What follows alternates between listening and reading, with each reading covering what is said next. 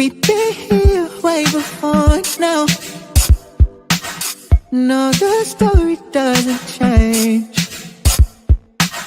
Can't let go cause you let it down.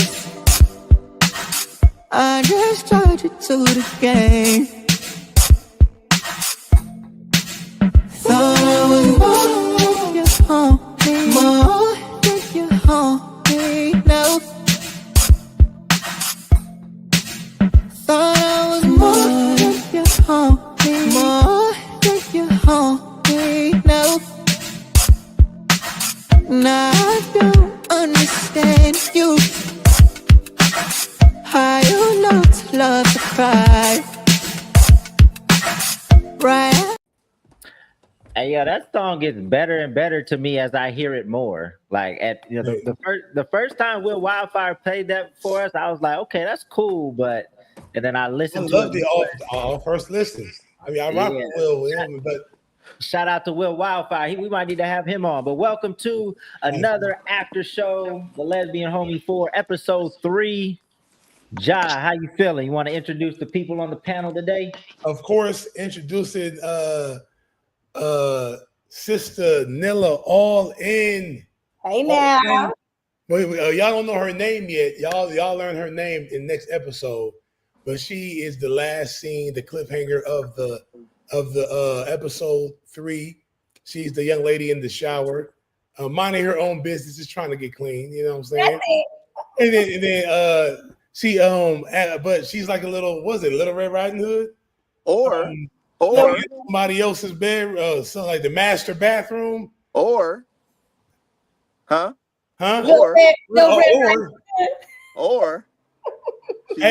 there getting it in. Huh? Oh, it's up to the viewers to find out next episode. Yes. So I know you're gonna be gone home. Before I get to that, also let me introduce my brother, literally on the show, my brother from another mother, Anthony Durrell. What's the deal? My brother on the show.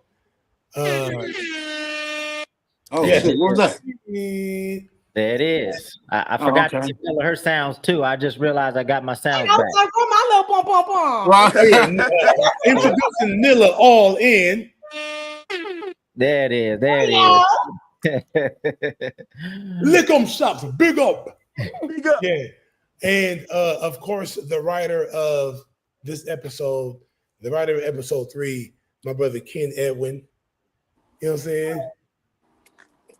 Oh, yeah. So things are starting to pick up. You ain't giving him no. Where's his horns at? So things are starting to pick up. Ken, as you obviously were tasked with episode 3, like what was your thought process in the writing? Kind of, I mean, I know you guys start with the outline, so you have an idea of where the story's going. But I kind of could, when I watched the episode, even if you didn't tell me that Ken wrote this episode, I'm starting to learn. I'm starting to learn in some of the dialogue who's who. Ken, what was your thought process writing episode 3? Well, the first thing is I had one of the first really good, when Bruce gets in trouble or when something happens with Bruce and it's highly emotional, he always has friends that he goes to that give him the worst advice. Yep. So that, like, my motivation there is like, all right, what kind of bad advice can I give him, but also give him the best advice within the bad advice? So that's the first thing I did with that one, and then from there, it's just everything just kind of like falls into place. I just got some funny things, like any scene with Anthony in it this entire season. I got to write like guys. I got to write like 3 or 4 of them scenes, and they're all funny, every single one. So let's watch some of the bad advice that you gave. Let's see. We got a clip queued up here. Do about Natasha, bruh. Forget about her. I can't just forget about her, Jay. Bruce, she went to Atlanta. That's a place where niggas date niggas. She'll be back. And when she returns, ghost her. See, if I had some real homies, y'all would tell me some shit like absence makes the heart grow fonder or some shit like that. You know what I'm saying? To make a nigga feel good or something. But y'all niggas ain't even trying to help me. So you want us to be some hoe ass niggas and tell you some make believe shit? No, nigga, somebody's gotta say it, nigga. Bruce, this is real life. In real life, women leave you with no questions asked. Plus, she's still in Atlanta. Look, it was either gonna be Atlanta or something else goofy, like a cult or a mega church. I should have known not to talk to neither one of y'all niggas. LaShale got you hurt, Jay. In DC, you ain't never been to love a day in your life. Hold up. I love, bro. Matter of fact, my heart's in 2 different countries as we speak.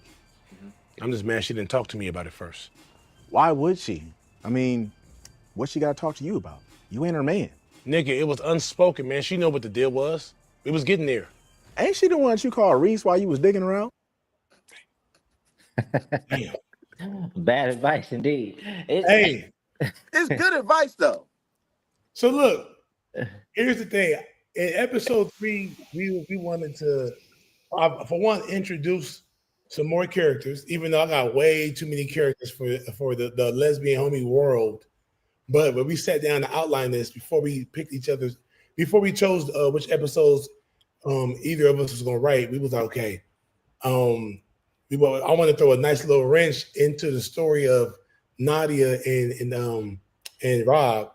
They have no drama. Nadia is super sound when it comes to her judgment. She gives great advice to her best friend Reese.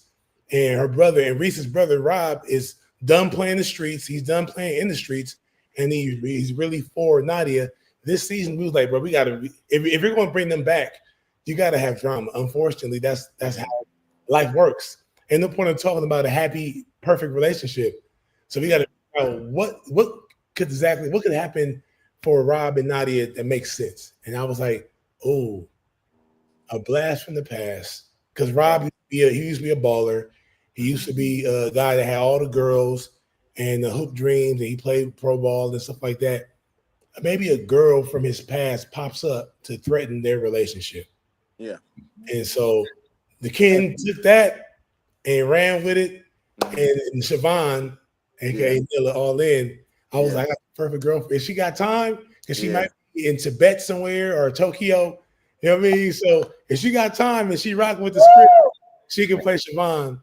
And of course, it worked perfectly how I imagined it. Mm-hmm. You brought the character to life, and I can't wait till everyone else sees the rest of the episodes and see you cook. I left Tokyo early just for you, Jah. Huh? You said what? I said I left Tokyo early just for you. Hey, the Nilla wafers are in here though. They in here. The wafers in here. Wafers. Yeah, we got some wafers in here. I love it. Nilla, what when we approached you about potentially being a part of the series, and Ja broke down like what the role you would play, what kind of was going through your head, and you said yes relatively fast, so it seemed like it was something about it that you wanted to do. But what made you want to play this role in particular? Absolutely, man. It's crazy because around that same time, I literally had thoughts about getting back into acting. A lot of people don't know that I used to be a child actress, left the industry when I was like 12, and always wanted to come back to it in my adult years. But the rigmarole of going out on auditions and the callbacks and the this and the that, I started creating my own brand. And it's like, I don't want to have to take so much time to go through all this back and forth and rigmarole when I can take that time and energy and put it towards, my own creations. So I put it out there that I wanted to do more acting. And here comes Bigg Jah with the opportunity. No rigmarole, no BS. He explained the character, and I was like, oh my goodness, this aligns so perfectly, even down to the family drama, because I just released a project, and on Nillawood, I have my song Trauma that talks about that family drama dynamic. So everything just aligned. I love the character. I really felt like that I could bring it to life as well. I didn't have to get naked, so it was just perfect. Oh yeah, man. I was feel naked, I'm like, I see how you snuck me in a little shower scene, but it was cute. Just naked shoulder blades. Just collarbone. That's all you need. That's all you need. That's all you need is a decollete. A little collarbone, a little this. A little collarbone action. You got it cute. Yeah, of course. I seen Brother Darrell's face when she talked about the rigmarole. That's gonna be the word of the hour because Anthony can identify with all of the auditions and the callbacks and things like that. Oh my Anthony, goodness. talk about like because you play in both worlds, right? Like you're still doing auditioning for big project television film stuff, and then obviously you do a lot of work with us. You want to talk about like the experience of both and why it's important for you to kind of double duty. First and foremost, I'll say, and this is one of my thoughts that I would tell a lot of people who ask me, how is it working in the skit world? What's some of the benefits? When shooting with Ja, he makes me exercise certain creative muscles that would otherwise I won't be able to get to really exercise unless, like being with him is like working with Mr. Miyagi when it come to improv, because we just going. And I don't know how good I did. And if I get Ja laughing on set and we going back and forth, we can't get our lines out. That is also it helps when you practicing with one taking. You know what I'm saying? Because we got to go. We like to get it done. You know what I'm saying? So for me, it also gives me a chance to be creative, work with a lot of other creatives, and you get kind of stale after a while. When you really have a love for it, when you get the rigmarole to run around or the callbacks and another callback and then you meeting with the director, and then next thing is like, you know what? This one is gonna get shelved. But like she said, when Ja call, he calling you for a gig is you got to be ready to go because it is ready to go.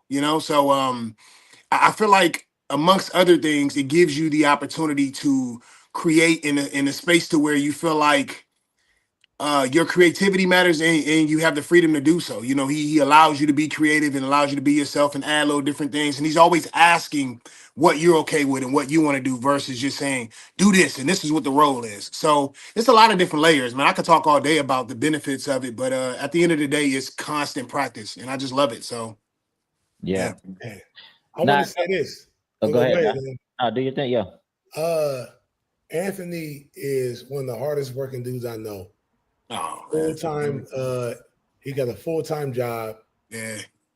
He auditions, self-tapes, callbacks, and book stuff while he has a full-time job. Yeah. Full-time dog trainer.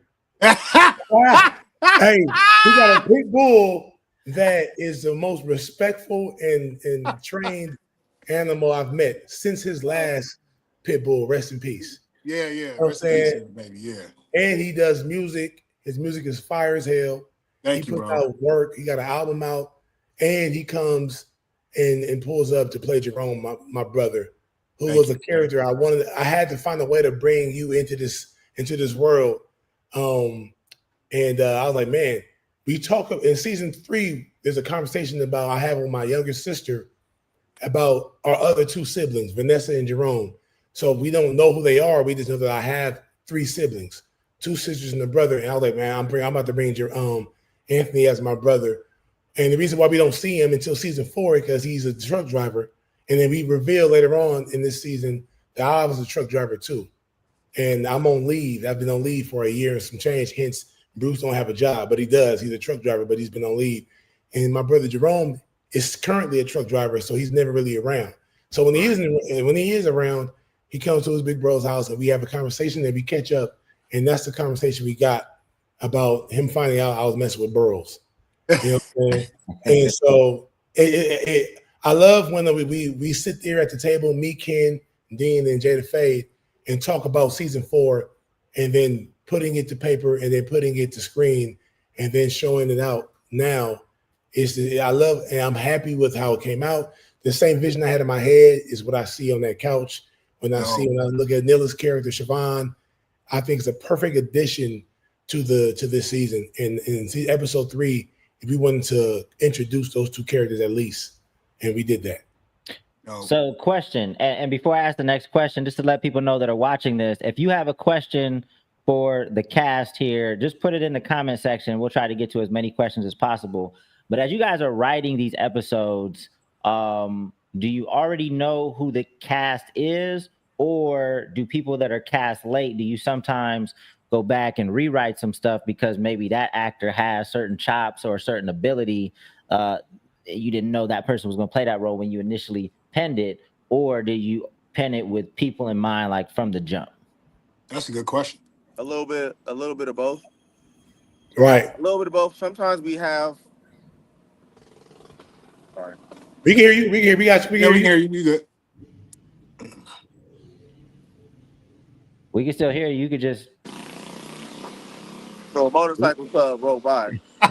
Yeah. They all like 12. Either way. Right. Either way, sometimes we have people in mind.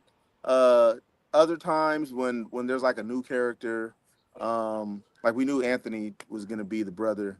I didn't know anything about Nilla. I just write, and Yeah. like I just hopefully they can get it, you know. And usually what happens is we'll have the script, and if like I said when we first started this, sometimes we kind of just play these games to where it's just like we cast people.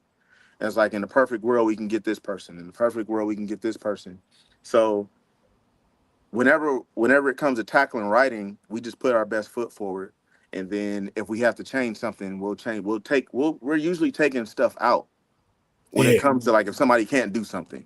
But you know, everybody's able to do everything. So The beauty of it is we got this ecosystem. All of everybody, me, Ken, and Anthony been working together for at least 6-7 years. Yeah, since the first time I worked with you, you invited me to Ken crib, and you was like, "So we gonna act like this your crib." I was like, "All right." Yeah. First time you said it was the first time me and Anthony ever worked together was at Ken's house, actually. Yeah. And when it comes to Nilla, I'm the only one outside of Dame. I'm the only one that knew her. And I was like, now I got this young lady, bro. I got this woman, Nilla. She's gonna kill it because we all know Marche is a firecracker.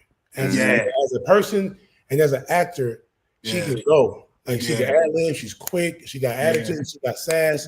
I was like, whoever this woman to be bringing to the character into this world has to be able to intimidate Marche's character, and she has to be like that too. She got to be a personality. The only thing, and Ken, I knew already that you were going to be Siobhan, but Ken didn't know. But I showed Ken a couple videos of your page, of your personality, and your freestyles. I was like, no, and she can go. She has the personality to bring that character Siobhan to a bigger place to where Nadia can feel insecure a little bit, a tad bit of insecurity. And it worked out because I know your personality. We've shot one, we worked together before, and I was like, oh yeah, you can go. And to be able to be sweet, to be nice, also sassy, also assertive when you need to be, you have all those layers. So I knew that this character Siobhan was gonna be perfect for you.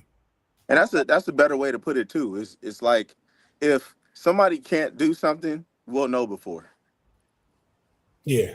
It's like, oh, they ain't gonna be able to do that. And there's been a couple times where I wanted somebody, and it hasn't been anything where it's like, oh, this person's gonna cry or this person can't show this type of emotion.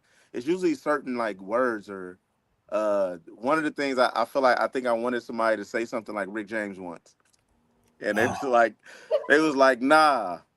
And then it was like, well, just try. And then they're so goofy that they couldn't do it. So it was like, okay. Yeah. It's the ability to be serious and goofy at the same time is hard to do. Yeah. It's hard, like hence what Anthony did with Jerome's first scene about the hip toss and don't change the narrative and tell Ernest what I said. You know what I'm saying? Like he's saying it's goofy as shit, it's hilarious, but he's serious. Like, in his world, he's bringing up old shit that's bothering him, that's eating at his core. Like, first of all, if you see Ernest next, tell him I need that. Need that fake, bro. Ernest is a woman. No, that's since she been a little girl, she been a boy. It's hilarious. Yeah, you know what I mean. What I witnessed and what I think is really dope about Nilla is not only does she perform on screen, but it seems like she just gels well with everybody on set, and I'm sure that can go a long way. You know, when it's not lights, camera, action, when you guys are just chilling, waiting for things to get set up. I mean, Jah, maybe you could speak to that because you would know better than me, but it just seems like that's a huge value add. And then I would like to get Nilla's perspective of just being on set, like her expectations versus what it was actually like. Yeah. So Nilla came on into the when she came to set, we had already been rolling for some days already, and everybody on set for the most part I've worked with for some years already. But Nella's energy is so infectious. Everybody gravitated to her. She was comfortable. I never felt like she felt out of place. And well, I always say this: when it comes to independent filmmaking, there's not a lot of budget for time set aside to rehearse. There's not a lot of table reads. There's no rehearsals. Yeah. Usually, when she got there, she saw the script ahead of time, but she didn't get to rehearse the script until she got to set. And even though what y'all see today is that the cliffhanger of her in the shower, but there's so many other scenes that she shot, so many hours that she spent doing other scenes where she had to come basically prepared to rehearse right before we go into action. Yeah. And it worked. Her and Marche, Nadia's character. I remember coming upstairs when y'all, after I got dressed, and y'all was just in the room laying down, lounging on the bed, just going over the lines. Like y'all was homegirls sitting back after school, just chilling. And I was like, okay, cool. And comfortable. Y'all cracking jokes back and forth, and y'all getting. It was crazy because when they see your characters together, it's like polar opposites. It's like water and oil. But off camera, y'all was building the rapport like instantly. Absolutely. And that's I know that about Marche. I've been knowing her for 8 years, and with you, it's no different. And I'm glad that it worked out. It was no awkwardness, was no weirdness. It was she came ready to work. You know what I'm saying? It felt so natural. It felt so natural. And I will say, working with the cast, oh man, like 10 out of 10. Like the energy, the vibes, I felt so comfortable around everybody, and it was actually fun. So, because it's like, in my adult years, of course, I've had these thoughts about getting back into acting, but sometimes, when I used to do it, I didn't have the best experiences. So sometimes I get, some apprehensive thoughts, but working with you, completely different experience. And even the way that, you do allow us to kind of, we don't have to say everything to the T, you kind of let us flip it in our own energy to where it feels even more natural. So I mean, I was just able to vibe off the vibes that was already there, so it just felt so great. I'm glad. That's dope. We got some questions from the audience. Let's get into some. We got Christopher Jones from Facebook. When you sit down and write your scripts, what be the inspiration when you write? Storytell a message.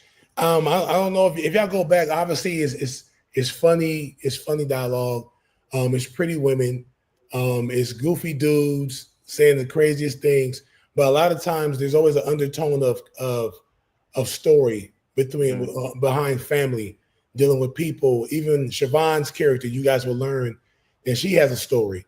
Jerome, in the common interactions between Jerome and Bruce, you can see that he has a little baggage going on. And I make reference to our parents, our father, to kind of give you an indication of what kind of guy Jerome is, and which is why he makes the statements he makes. We try to do that, and we only have a certain amount of time, but we don't really know a lot about Bruce. I try to give people an insight of how Bruce is and why he does the things he does and thinks the way he thinks, because the people around him, the DCs, the Dontaviuses, now the Jeromes. This is his circle. They love him, but the advice ain't always the most sound. Yeah, you know what I'm saying. And it might be sound to them because they in their mind, I'm helping my bro out. Hey man, long distance relationships don't work. Hey, blah blah blah. This that, and the other. And all kind of things happen in conversation. But I feel like in the writing, we try to tell a story, to give some backstory to their characters, and you kind of can, it reveals in the script. Yeah, I feel like writing, especially that first scene. I feel like the big thing with that one was I know that DC's character says the wildest things, and DC in every season has always been the voice of reason. So whatever he's saying, it has to have some kind of sense to it. So now, however crazy it is, it's like, bro, you didn't. At the end of the day, you didn't do your job to lock down your woman. That's the bottom line. And when you have a homeboy telling you, bro, you didn't do your job, what can you do? You got to step up. At the end of the day, be a man and step up, grow a pair, and tell your woman that you love her, or tell her that you want to be with her. Stop playing around, stop goofing around and playing house, and actually be the home that somebody need to be. Come on now. Right. Hey, come on now. Come on now. What the ladies do? What the that thing. Hey. So, Yes. so we I got, think Jota just popped in. oh, she did. Okay, let me grab her. We Let me just talked about her. We got Gage Wilson.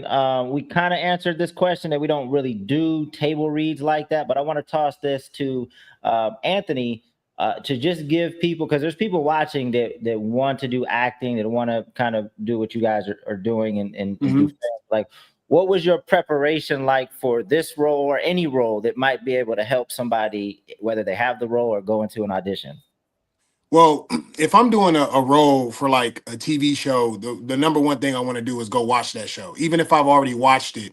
And if I'm not familiar with it, especially, I'll go watch the show. I'll go watch a couple episodes to see what the pace is and see what the feel is like and see what they're really going for, so I can be in tune with that, because all of these different shows require different levels of seriousness. If I'm doing like All My Children, I know it's a soap opera, so I got to be more dramatic. You know what I'm saying? So it just really all depends. Now for this with Jah, the creativity process of it has always been the same. When I get there, it was like the first time all the way up until now. All right, so look, this is what we doing.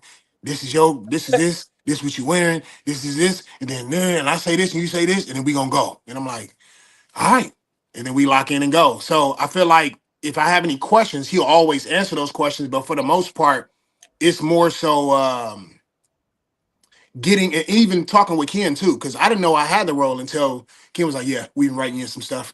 It's coming up. Be ready for it." And I'm like, "Okay, I gotta be prepared for that." You know what I'm saying? I was like, "If Ken writing, it's gonna be something goofy. I already know." So I got to bring the funny. And then when Jah going, it's like it keeps me grounded to like really bring my A game. If I'm tired, if I'm sleepy, if I got a million things going on, you have to unplug from that and be who you're supposed to be. I tell people all the time, acting is not acting, it's being. So I have to become his brother. I have to put myself in that. Like, okay, I got slammed in my church suit, and it's still sticking with me to this day. Yeah. Hey, And I told him, I said, On it was Easter. on Easter. I said, On Easter. I said, it's a powder blue one. He said, yeah. I said, grass stain up the back. Yeah. I Yep. said, okay, take me there. You know what I'm saying? Yep. Then now I'm there. So it's different methods to get humiliation. set in, but not all the time. You're not always gonna get a table read. You're not always gonna get time to rehearse, but you got to be ready to go when it's that time. You know, so it's different methods, but I feel like if I needed that, he'd give that to me. But you know, each project requires a different level of preparation. I got a follow-up question for you, Anthony. Shoot it. So in this scene, the big thing when I was writing it Mhm. was, okay, he's gonna be hurt about some things, so he's gonna have to go through something psychologically. Yeah. As he's going through this psychological, there's gonna be a little bit of release. You Yes. know what I'm saying? But at the same time, you're still angry and mad about what happened. Now, when Absolutely. you're going through different emotions as an actor, how hard is it to navigate through those different emotions? Because to pull that off is some of it is subtle. It's so subtle to be sitting there saying like, all right, this dude's really going through something. He's really Mhm. angry, Right. but he's still like telling his brother, man, I love you. I needed that. To really get that done in less than 5 seconds is really hard to do.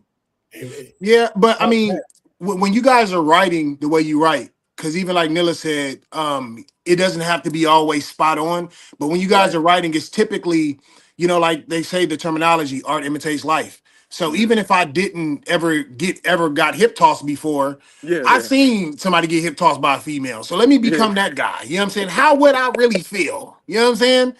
I felt it. I went there. I was sitting there like, damn, I got hip tossed. Like, humiliation. yes, I The became girls might him. not be able to. They might not be able to shoot the tips with you, but they yeah, grab you. They get yeah, to swinging on you and yeah, pulling you. Because yeah, girls like to yank and pull when they fight. Dudes like to, you know what I'm saying, chunk it out. But yeah. girls, they'll take you, and if you small enough or they strong enough, they gonna try Yeah, to they're gonna take you with them. your ass Yeah, they over gonna. the hip. I seen it My sisters, I got 3 of them. They the queens of hip tosses. They'll headlock you and hip toss your ass over their hip so fast. But yeah, that's and So, I lost a big man relay race to a girl in high school. A big man relay race. The big man, the track, right? I had never heard of this before John told me about the big man relay. I had never heard of it. Hey, that's trauma. That's that trauma talk. Hey, so the big man relay is the 4x1 at the end of everything. No matter what, at the end of the 4x4 and the game and the matches, the meet is over. They let the big boys that was doing shot put and discus, they let them go out there and do a 4x1 race. Everyone, they be looking forward to it. Cause my high school we was undefeated. We never lost. And I was an anchor since my sophomore, junior year, senior year. I'm the anchor. So this school, Hilltop High School, but you had to be a discus thrower or a field event thrower, like a javelin, a discus, a shot put thrower, in order to be in the race. Hilltop cheated. Here it comes. They literally put a female that she was on the 4x1 sprint team, but she also threw discus. She threw discus too. So she qualified for the field events. They put her in the anchor. They put her anchor. And they put another sprinter, a decathlete, another guy that was a sprinter. He also did shot put, and they put him at the second leg. Long story short, they found out I beat him every year. Right? They put those 2 people on the team. And now going into the final leg, they had the lead. So I get the baton. I'm in second place. I'm finna go ahead and scoop her up real quick. She fast, but she's a girl, right? So I get the baton. I take off, nice little stride. I eat up the distance. I eat her up. I'm on her. I get up on her, and I'm thinking I'm about to pass her up. Man, she hit a gear on my ass. He put a gear and took off on me. I hurt the crowd. It's part of the movie. I heard the brother. Ooh, yeah. She smashed on me by like at least a second and a half. Dipped on me over the line. And those dudes at the end that do like the tape, they're like, pointing at me. To this day, I'm grown as hell. This is over 20 years later, bro. Yeah. What was her name? Now. Wow. What was her name? I'm getting back in shape now because I want that race fade. What was her name? I don't remember her name, but I can find out. I guarantee I'm gonna have my boy Lee. When Ken was just explaining stuff, somebody said, "Sing it, Twanicus." I don't know. Sing it, Twanicus. I don't know if people know where that's from, but we've been dropping a sketch every single day under the Whole Crew of Stupid brand, and that was from one of the recent sketches. Everybody check those out. But I wanted to formally introduce Jati to the stage. Appreciate you. Off the bag. What's happening? I'm gonna play a scene, one of the scene that she's in the beginning of the episode. But in my opinion, I don't know what that is. The biker boys. That's biker boys. Yeah.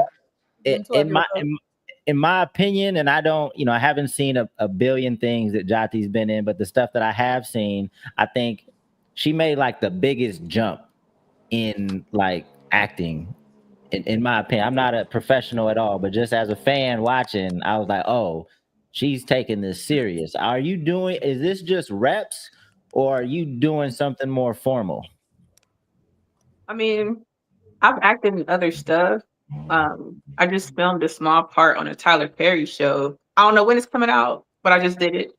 But my goal is to take it serious. I still want to be a content creator. I think I mentioned on the last live to where being a creator, you kind of control your own pockets. And then when you're just an actor, you're not doing anything else. Once that role is over with, you kind of like looking for work again. You got to get the next role. So I want to do both. Dope. Let's watch a scene from this last episode, and then we'll get some commentary on it. Good happening for me.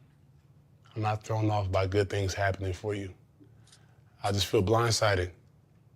I had no clue that you had intentions on moving. I feel like what we got going on, you didn't take into consideration. We're still building what we have going on. And how we gonna do that with you in Atlanta? Effort? I'm still willing to pursue what we have going on. But it seems like you're not even trying. Why you ain't think about us? Why you ain't come talk to me first? That's exactly what I did a few nights ago. No, a few nights ago you told me what you wanted to do. The plans for us wasn't in your conversation. Okay, so Bruce, what? You gonna move to Atlanta with me? Hell nah. Look, that's not what I meant. All right, I ain't mean it like that. Let me finish getting dressed and we can talk about it on the way to the function.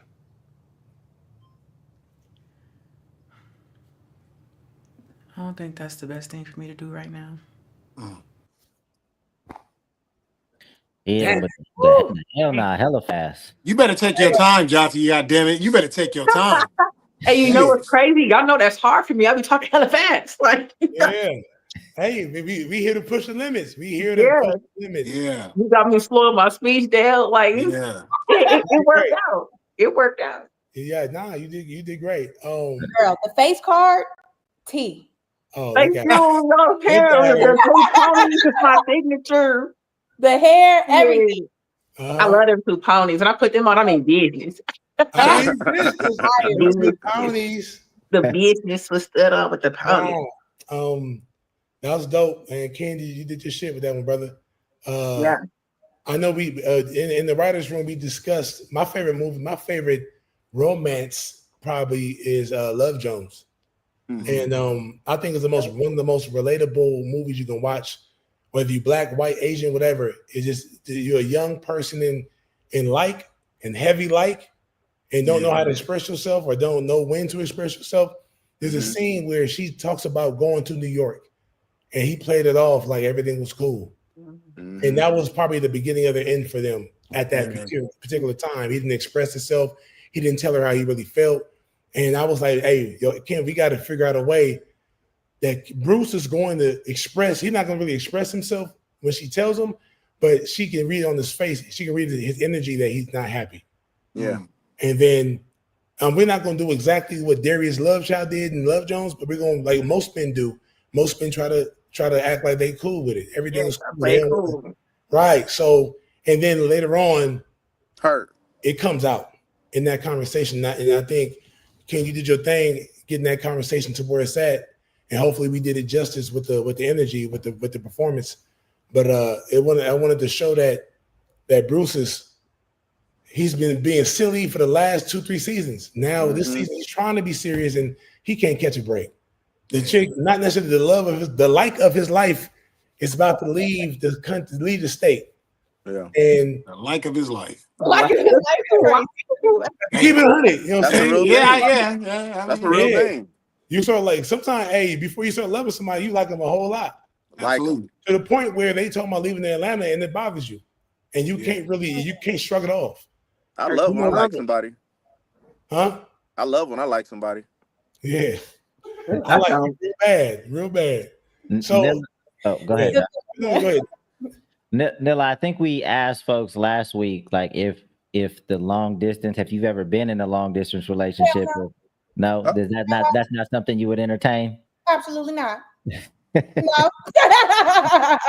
See, look, and she would be if I had enough time, and we wrote a storyline for everybody going through shit, then it'd be Natasha got a homegirl that's just like Nilla. Like, I wish you would talk about, hey, this is my boy, my boyfriend in LA and I'm in Atlanta. Absolutely not. Yeah. You know what I'm saying? That is just not gonna work for me. Yep. I like long distance. Ooh, you crazy. I do. Let me come see you when I want to see you. You come here when you want to come here. You over there, I'm over here. Like, I mean, I used to live with a man for like 9 years. So it's like ever since that ended. Yeah. It's all about perspective. I like long distance. Girl, I like long distance too. Fly me first class with the meal on my flight. Yeah, right. With the Salisbury steak or the chicken. With the Salisbury. Not the Salisbury. Not the beef stroganoff. That beef stroganoff. But not long distance relationships, man, it's hard to make work. You got to really put the effort into it. And as you guys see, chat, as y'all see the next 2 episodes, you'll see how Natasha and Bruce progress into this long distance situation, and that conversation that we have, that Bruce and Jerome have about the Bruce and Jerome and DC and Bruce kind of make, they don't know this, but having those two conversations with one of his close friends and his brother, it kind of dictates how he goes about the last scene that he sees Natasha before she leaves. You know what I'm saying? I'll see people put that together. A lot of times, your tribe will give you the kind of advice, good or bad, that make you behave a certain type of way and do certain things based off that advice. And it's just, I think it's just a real situation. You got some homies, you got some people that love long distance relationships, and you got some people who are like, hell no, not me. And that's just real life. You got some people who got different perspectives. She was live with a person for 9 years. So of course her perspective was like, nah, I can't wait. I don't need you every day. It's like, I pull up on the plane. I will book a flight. Some people feel like I need give me time to miss you. Yeah. And some people, and obviously when you get married and you live together for the rest of your lives, that's one thing, but some people ain't there yet. Some people like, man, I'm not in the position in my life to where I want to see her every single day. I want to see him every single day. I do care about him. I might even love him or her, but every day? Yeah. Why don't you go to Seattle somewhere? Get you a job out there. I come see you every other week. That's crazy. No, I was with somebody that had they were regional and they were going to Arizona for 3-4 days. That 4th day I was sick. I'm like, man, when you coming home? But them first 2 days I was like, woo. You will love her the way, you will love her the way. Like, and I need that. Like, you know what I'm saying? I need that like space, and then I need that not so much space. Like, you know, don't leave me all the way. Just leave me for a little bit of time. I'm a very like out of sight, out of mind type of girl. I mean, I'm a very out of sight, out of mind. That is hello. Hey, what's up, Nilla? What's up, baby? Who's this? Your boyfriend. I did say I was coming next month, huh? Listen, we're gonna have to do a rain check. You in a whole new relationship now. Girl. For 4 years. What do you mean? I ain't seen you in 4 days. Damn. Out of sight, out of mind. Quick pivot in the conversation to see if we can get Nilla paid. Somebody wants to know how much you charge for a feature. For people that don't know, Nilla is also a super dope artist, rapper. I don't know if you do features or charge for verses, but what we look at 10,000, 5,000, 20,000. No, and I gotta mess with the song, and I gotta like the song. So email me at Nilla Arlen info, and the email is in my bio too on my Instagram at official.nilla. Because I definitely don't just hop on everybody's song for a check either. But yeah, I got to make sure, make sure you feel it. Yes. Right. Yeah, I got out of rap just for that reason alone. Yeah, I feel you. Yep, I for sure feel that, yeah. Now, go check out Nilla music, Nilla Arlen, all platforms. Nilla, check your music out. It's dope. Thank you for that plug too. Same thing. Anthony Darrell as well. Go. Obviously we're gonna do it again before we end the chat on the live. But he's also he got dope music out as well. He got a whole album that's theme based. A lot of folks just put music out, and it's cool music. They can rap and it's cool bars, dope bars even. But it's a project is when you got a whole theme. To your project, and Anthony has that, Nilla has that. Please go check out their music and enjoy. You're welcome in advance. Now we're starting to lay the groundwork for the next series that we're gonna do, and it will definitely have a soundtrack, and it will definitely have a song from both Anthony Darrell and Nilla. I'm already committing you to the project. I know I didn't tell you about it, but we need a song from you for the next soundtrack. It's gonna be dope. Okay. I already got a cold R&B song ready to go. Oh yeah? What's it called? It's called the PTTO song. Poking that thing out. Poking that thing out. If you know Ken, you can't be around Ken for a week and you hear him randomly poking that thing out, just randomly singing that. Throwing that thing back. Somebody asked if Nilla has any songs in this season. Unfortunately, she doesn't have any in this, but next project she will. Is she willing to bless me? And yeah, For boom. sure. No. So we're coming to the end of the live. I just want to go around maybe and just, what do you guys? I know all you guys in episode 4. I don't even know who's in everybody here in episode 4. Does everybody make an appearance? Yeah, Uh, man. I know Natasha is. Are you in the Jerome? And I think I'm in episode. I know. no, you're not. You're in the episode. Maybe the next one, or episode 6, maybe. I forget. I don't think you're in episode 4, but Nilla is, and Jati is as well. So maybe just go around and talk about like the most fun you had on a particular scene without trying not to give away too much. I guess that's impossible. That's a terrible question. I apologize. Hold on. What was the question? I Was can't answer that. the scene? I can't answer it yet. Yeah, we gotta wait. Now, ideally, I would like to have another live with I think Ken his phone dipped out. Okay. There's gonna be another live where we get Nilla back when she gets back from Botswana or she gonna come back, man. Silly. She come back from South Africa. She having dinner with Mandela family and all that, Yeah. She's high, you know what I mean? She's high, she's top notch. You are so silly. Hey, but no, I would like to come back and because your character has a lot more to explore as a viewer, and same thing with Natasha and Bruce, and even with Jerome is just some more scenes with Jerome is interesting. Yeah. It kind of makes sense that we're brothers. Basically, let me just say that. Yeah, that's all you can say. And so, Dame, that question definitely could be asked in a couple of weeks. You know what I'm saying? As we do this, because I got some questions to ask Nilla and Natasha. Siobhan and Natasha about their characters and about their roles and these specific scenes that we're going to see in the weeks to come. Okay.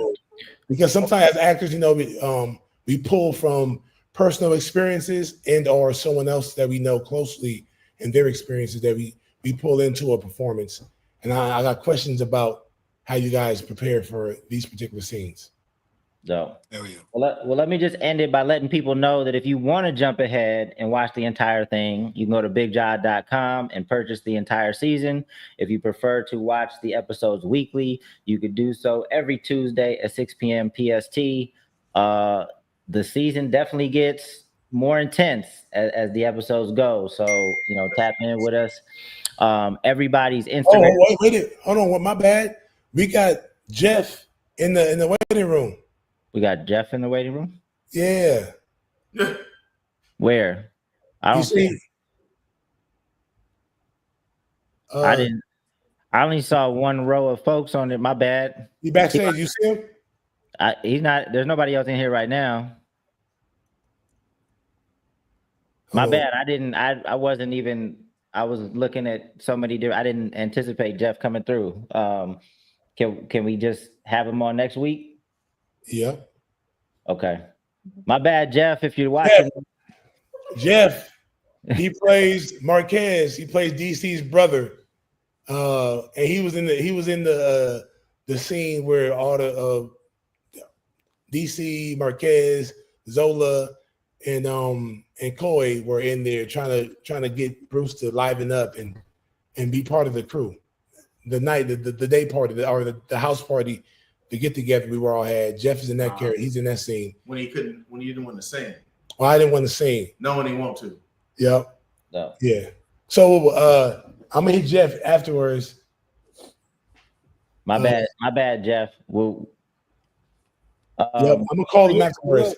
So next week, same time, we'll be going live right after episode 4 premieres. If you want to purchase the whole thing, go to BiggJah.com. Everything is appreciated. A purchase is appreciated. A view is appreciated. A like, a subscribe, a comment. All the engagement helps us. Get to more content that we can create for you guys. So appreciate the guests for tapping in. All in, Brother Darrell, Sister Tati. I appreciate y'all. Brother Edwin, writer extraordinaire, actor extraordinaire, And my boy Dane, man. Thank you, brother. Already. Peace. Thank you.